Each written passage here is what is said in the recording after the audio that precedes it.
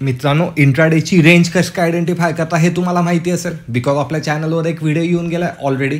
पण ती रेंज केव्हा काम करते, केव्हा काम करत नाही, त्यामधलं सिक्रेट काय ते आजच्या व्हिडिओमध्ये आपण जाणणार आहे. चला तर मग लगेच व्हिडिओला सुरुवात करूयात. मी आपला कपिल आपल्या या मराठीमध्ये दुनियामध्ये सर्वांचं पुन्हा एकदा स्वागत करतो.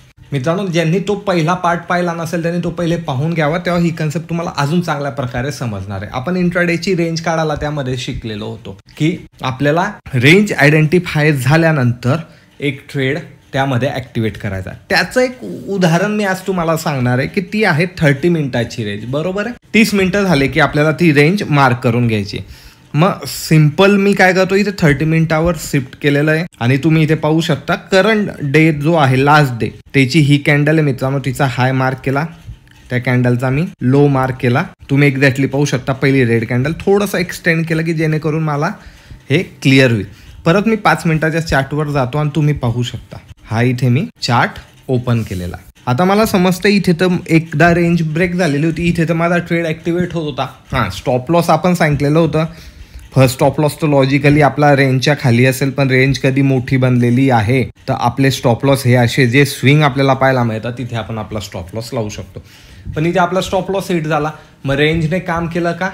नाही, इथे तर काम केलं नाही. निफ्टीमध्ये परफेक्टली काम केलं. निफ्टीमध्ये कधी तुम्ही पाहिलं असेल, आपण निफ्टीचा चार्ट पाहून घेऊ. मित्रांनो, हा इथे निफ्टीचा चार्ट आहे. आपण सिमिलर याला आपण मार्क करून घेऊ की जेणेकरून तुम्हाला हे समजेल.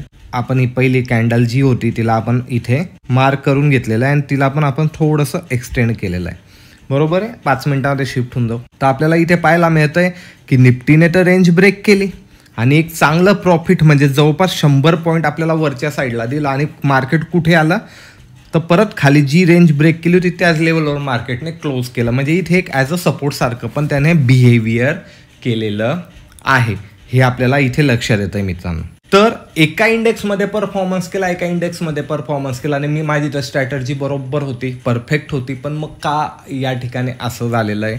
नेमका मी बँक निफ्टीमध्ये ट्रेड घेतला पण तिथेच परफॉर्मन्स केला आणि निफ्टीमध्ये तर छान केला. मग का केलं नाही, याच्या मागची काय लॉजिक आहे, आपल्याला याला कशा प्रकारे ॲनालाइज करायचं तेच आपण पाहणार आहोत. आपण परत बँक निफ्टीच्या चार्टमध्ये शिफ्ट होणार आहे. तर मित्रांनो, इथे परत आपण बँक निफ्टीच्या चार्टवर शिफ्ट झालेलो. रेंज आपण आयडेंटिफाय केलेली आहे. आता फेल का झाली? निफ्टीमध्ये पाहिलं असेल तर निफ्टी तुम्हाला गॅप अप ओपन झालेलं होतं प्रिव्हियस दिवसाला. आपण जी रेंज काढली त्याच्या मागच्या दिवसाला आणि तिथून तो थोडासा फॉल केलेला होता. पण बँक निफ्टीला कधी तुम्ही नीट पाहिलं मित्रांनो तर ही जी रेंज आहे, आपण कधी त्या रेंजवर क्लिक केलं आणि तिला थोडंसं एक्सटेंड म्हणजे मागे केलं तर तुम्हाला काय लक्षात येतं सांगा बरं?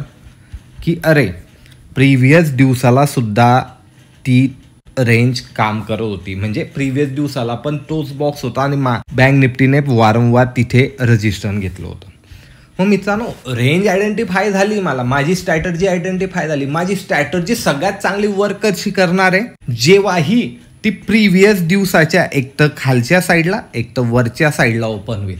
कधी ती प्रिव्हियस दिवसाच्या रेंजमध्ये ओपन होईल ना तेव्हा 30 मिनिटाची रेंज काम करेल.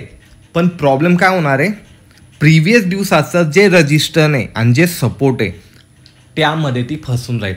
म्हणजे रेंज ब्रेक झाल्यानंतर तिच्याकडे जागा हवी ना वर जाण्यासाठी. कधी एक एक्झाम्पल समजून घ्या. प्रिव्हियस दिवसाला ही रेंज बनलेली मित्रांनो आणि नेक्स्ट दिवसाला पण मार्केट ह्या रेंजमध्येच कुठेतरी ओपन झालं, पण मार्केट वरच्या साईडला ओपन झालंय टॉपला, तर ते ब्रेक केलं तर मी यावर भरोसा ठेवू शकतो कारण रेंजच्या वरच्या साईडला ते ओपन झाले. उदाहरणार्थ आपण इथेच पाहू, जसं हे मार्केट इथे आणि गॅप अप ओपन झाला आणि मार्केट इथेच सस्टेन करतं आणि याला ब्रेक केलं ना तर मला समजतं की रेंज ब्रेक होण्याचे या ठिकाणी जास्ती चान्सेस आहे कारण मार्केट वरच्या साईडला सस्टेन करत आहे.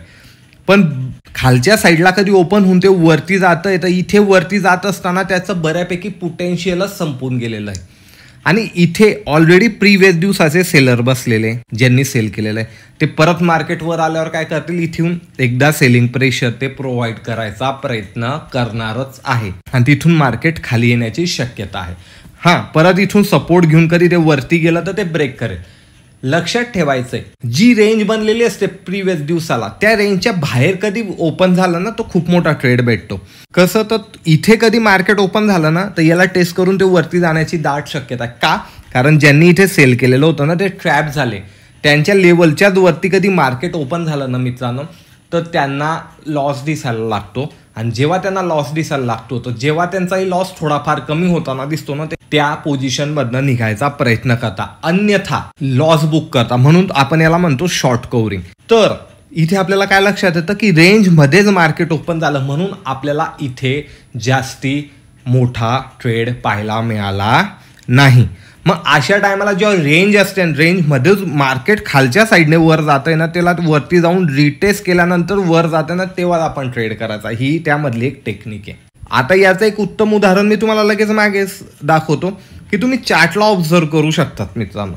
आता कधी आपण इथे सिमिलर एक्झाम्पल आहे, कधी तुम्ही प्रिव्हियस दिवस पाहिला आणि प्रिव्हियस दिवसाची कधी इथे एक हाय पॉईंट आणि लो पॉईंट, रेंज कसं काय मार्क करणार आहे आपण, प्रिव्हियस दिवसाचा, त्या दिवसाचा हाय, त्या दिवसाचा लो, याला मार्क केला आणि याला मी कधी एक्सटेंड केलं तर इथे सिमिलर उदाहरण तुम्हाला पाहायला मिळतंय. मार्केटने काय केलं, टॉपला ओपन झालं, जसं इथे मार्केट बॉटमला ओपन झालं होतं रेंजच्या, तर इथे टॉपला ओपन झालं आणि इथे सस्टेन करून ब्रेक केलं का, त्याला नाही, प्राइस खाली आली, प्राइस खाली आल्यानंतर ब्रेक केल्यानंतर सस्टेन केली का, नाही. का, कारण ती एवढा प्रवास करून आलेली, लक्ष द्यायचंय, इतक्या लांब कधी प्राइस केलेली ना, तर आता तिच्यामधली मोमेंटम कुठे ना कुठे जाणार आहे. हे मी नेहमी सांगत असतो. साधी गोष्ट लक्षात ठेवायची, एखादा प्लेयर धावतोय तो एवढा धावून आल्यानंतर कुठे ना कुठे त्याला दम लागणार आहे, कुठे ना कुठे त्याचा स्पीड कमी येणार आहे, कुठे ना कुठे तो थकणार आहे ना. हा इथे थकतोच मित्रांनो. आणि मार्केटने पुल बॅक घेतला म्हणजे रेंज ब्रेक केली. लोकांना काय दिसतं, प्रिव्हियस दिवसाची इथे रेंज ब्रेक झालेली, लो ब्रेक झालेला आणि आम्ही इथे ट्रेड घेतला, पण एकदम पुल बॅक शार्प घेतला. मार्केट इथून परत खाली आलं, नो डाऊट. पण याला कधी एक्सटेंड केलं तर तुम्ही पाहू शकता, परत इथे काही सस्टेन केलं नाही, परत वरच्या साईडला चाललं गेलं. म्हणून मी तुम्हाला बोललोय, जेव्हा ही रेंज मोठी आहे तर तुम्ही टॉपला सेल आणि बॉटमला बाय करू शकता लहान स्टॉप लॉसने. हे त्या व्हिडिओमध्ये पण सांगितलं मित्रांनो, रेंज मोठी आहे तर. अजून याचं उदाहरण आहे पहा, चार्टच आपल्याला सर्व उदाहरण दाखवतोय, आपल्याला त्यामध्ये काही नवीन मेन्शन करायची गरज नाही. फक्त पायचा दृष्टिकोन, एक कन्सेप्ट समजली ना, तिला बॅक टेस्ट करायची सवय लावा मित्रांनो, जेणेकरून तुमची ॲक्युरेसी वाढेल. आता सिमिलर आहे, इथे तुम्ही एक उदाहरण पाहू शकता. ऑलमोस्ट ही पहिली कॅन्डल आहे, प्रिव्हियस दिवसाची रेंज मित्रांनो, इथून आपण मार्क केला हाय, तिचा हाय होता बरोबर.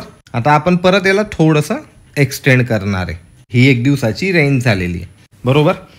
आता ज्याप्रमाणे मी तुम्हाला सांगितलं, मार्केट कुठे ओपन झालं, खालच्या साईडला बरोबर आहे. इथून वर गेलं असतं तर हे ॲज अ रेजिस्टन्स सारखी ही रेंजने काम केलं होतं, पण त्याने इमिजिएटली ब्रेक केलं. तुम्ही पाहू शकतात, इमिजिएटली ब्रेक केल्यावर आपल्याला काय दिसतं, एक बढियासा ट्रेड आपल्याला इथे पाहायला मिळाला. कारण त्याने सुरुवातच इथूनच केली आहे, सुरुवातच त्याने एंडला केलेली होती आणि इमिजिएटली ब्रेक केल्यानंतर इथून खाली आलेलं आहे. हे तुम्हाला पॉईंट कमी दिसत असेल मित्रांनो, पण हे नियर अबाउट 400 पॉईंट आहे. तुम्ही कॅल्क्युलेट करू शकता, खाली डेट वगैरे सगळं मेन्शन केलं, चार्ट तुमच्याकडे पण आहे. मी जे पॉईंट सांगत नाहीये, व्हिडिओ खूप मोठा होऊन जातो, कन्सेप्टला फक्त लक्षात घ्या. तर हे 400 पॉईंट तुम्हाला इथे दिसत आहे मित्रांनो. यासाठी मी तुम्हाला सांगतोय की जेव्हा ही रेंजच्या बॉटमला किंवा टॉपला ओपन होता आणि तिथून कधी त्याने इमिजिएटली ब्रेक केलं वरती आणि वरच्या साईडला कधी ब्रेक केलं, खालच्या साईडला ब्रेक केलं, तर आपल्याला इथे एक ट्रेड पाहायला मिळेल. इथून सुद्धा खालच्या साईडला आलं तर इथपर्यंत आपल्याला एक ट्रेड पाहायला मिळेल आणि इथूनही वरच्या साईडला गेलं तर आपल्याला इथपर्यंत एक ट्रेड पाहायला मिळतो हमखास. तर हे लक्षात ठेवायचं, मार्केट कुठे ओपन होतंय नेक्स्ट दिवसाला, हे तुम्ही नेहमी लक्षात ठेवायचं. हां, रेंजच्या बाहेरच कुठेतरी ओपन झालं तर 30 मिनिटाची रेंज ही एकदम एक्सलेंट काम करणार आहे मित्रांनो. पण कधी मार्केट वरच्या साईडला खालच्या साईडला ओपन झालंय तर 30 मिनिटाची रेंज तेव्हाही काम करणार आहे, पण तेव्हा आपल्याला ही मेन प्रिव्हियस दिवसाची रेंज पण ब्रेक होण्याचा वेट करायचा किंवा आपला स्टॉप लॉस लहान ठेवून टार्गेट लहान ठेवायचे. जेव्हा ही रेंज पण ब्रेक होईल तर तेव्हा आपल्याला मोठा ट्रेड इथे पाहायला मिळेल. मध्येच कधी ओपन झालं तर इथे कोणताही ट्रेड आपण करू शकत नाही. आणि इथेही तुम्ही 30 मिनिटाची रेंज कधी आखली तर पहिलं टार्गेट वरच्या साईडला गेला तर ही प्रिव्हियस दिवसाची रेंज राहील, खालच्या साईडला गेलं तर हा लो पहिलं टार्गेट राहील. एक तर इथे तुम्ही प्रॉफिट बुकिंग करा किंवा नंतर पुढे ट्रेल करा. याचे मेनी उदाहरण मी तुम्हाला दाखवू शकतो, पण तुम्ही हे क्रॉस चेक करा मित्रांनो मागे जाऊन, जेणेकरून तुम्हाला सुद्धा ॲनालिसिस करायची सवय लागेल. आता कधी आपण याला थोडंसं एक्सटेंड केलं तर तुम्ही इथे पाहू शकतात की पुलबॅक घेतला, परत आला, परत ब्रेक केला, तो कुठे क्लोज झालं, टॉपला. कारण इतका जो प्रवास करणार आहे तोच भरपूर आहे. म्हणून मी तुम्हाला सांगितलंय 300 पॉईंट च्या नियर अबाउट कधी बँक निफ्टीची रेंज बनते तर बँक निफ्टी दुसऱ्या दिवशी साईडवेज राहण्याची शक्यता आहे. जितकी लहान रेंज राहील ना तितका मोठा ट्रेड तुम्हाला भेटेल. का? स्प्रिंग पाहिलेली तुम्ही, स्प्रिंगला कधी जितकं दाबणार आणि तिला सोडल्यानंतर काय होते, बाउन्स होते ती, बरोबर आहे. त्याच प्रकारे रेंज जितकी लहान जितकं प्रेशर तिच्यावर येणार आहे, जेव्हा ती ब्लास्ट होईल ना मित्रांनो, तो एकदम मेगा ट्रेड तुम्हाला पाहायला मिळेल. पण रेंजच खूप मोठी आहे. जशी स्प्रिंगला तुम्ही दाबलंच नाही, नॉर्मल स्प्रिंग आहे तर ती जास्ती मुवमेंट करणार आहे का? नाही. त्या प्रकारे रेंज कधी मोठी तर ती जास्ती मुवमेंटम करणार नाही. मग आपल्याला दोन्हींमध्ये ट्रेड करता येतंय, नो डाऊट दोन्हींमध्ये आपल्याला इथे ट्रेड करता येतंय. हे करंट मार्केटचं उदाहरणच मी तुम्हाला दाखवतो. दोन्हींमध्ये आपल्याला ट्रेड करता येतंय.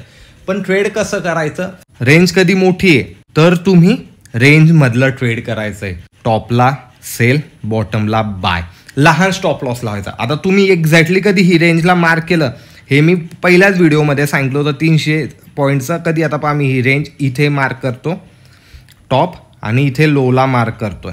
तुम्हीच पहा ऑलमोस्ट 300 पॉईंटची रेंज आहे.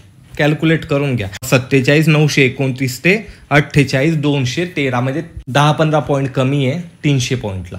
तर ऑलमोस्ट 300 पॉईंटची रेंज आहे. तर त्या व्हिडिओमध्ये पण सांगितलेली स्ट्रॅटर्जी पहा इथे एक्झॅक्टली वर्क करते. तो तर ऑलरेडी येऊन गेलेला होता. त्यानंतरचं हे मार्केट आहे मित्रांनो, तुम्ही क्रॉस चेक करू शकता. त्यामुळे आपल्याला रेंज लहान हवी. रेंज जितकी लहान तितका ब्लास्ट मोठा होणार आहे. आणि जेव्हा ही मोठी रेंज ब्रेक होते ना 5 मिनिटांमध्ये आपल्याला रिटेस्ट करायचं आहे. 5 मिनिटाच्या याच्यामध्ये आपल्याला रिटेस्ट करायचं. कन्सेप्ट कधी आवडली असेल आणि याचा नेक्स्ट पार्ट कधी हवा असेल, यामध्ये डिटेल जाणून घेण्याची इच्छा कधी तुमच्यामध्ये जागृत झाली असेल तर कमेंट नक्की करायचं, लाईक करायचं, शेअर करायचं. आणि अशाच प्रकारचं युनिक नॉलेज तुम्हाला आवडतं ना, मग चॅनलला सुद्धा सबस्क्राईब करा. मी भेटेल तुम्हाला पुढच्या व्हिडिओमध्ये. धन्यवाद.